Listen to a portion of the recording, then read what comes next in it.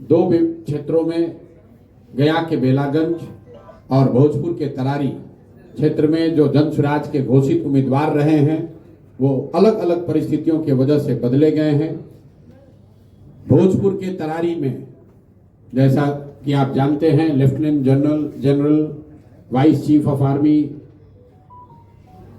श्री कृष्ण सिंह की जगह अब किरण जी जन स्वराज की उम्मीदवार होंगी।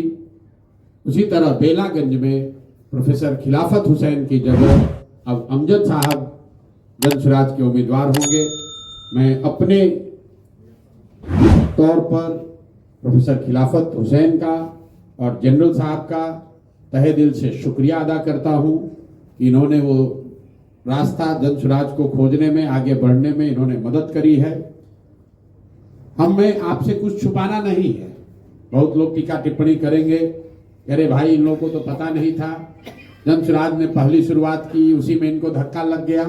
वो ठीक बात है, हम लोग नए हैं, नया प्रयास है, उसमें एक दो स्टेप गलत हो सकता है, लेकिन हम लोग की ईमानदारी में, हमारे प्रयास की शुद्धता में कहीं कोई कमी नहीं दिखेगी। जिनको उम्मीदवार बनाया गया, अगर वो नहीं बन पा रहे हैं, वो भी आपके सामने बैठे हुए हैं।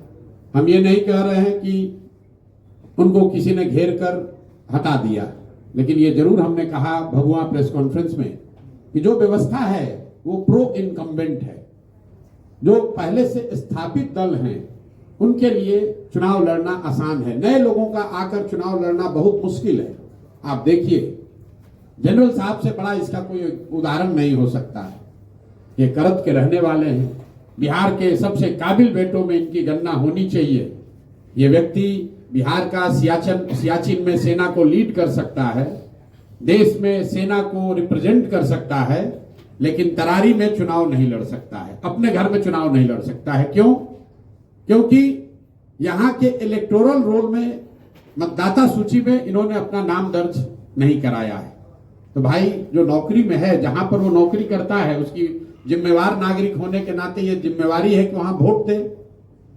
जनरल साहब नोएडा में रहते थे, नोएडा में इनका वोटर लिस्ट में नाम है, वहां से हम लोगों ने नोटिफाइड कॉपी यहाँ लगाया, फॉर्म 8 भी भरा और यहाँ के प्रशासन को ये अनुरोध किया कि इनका मतदाता सूची में यहाँ नाम शामिल किया जाए।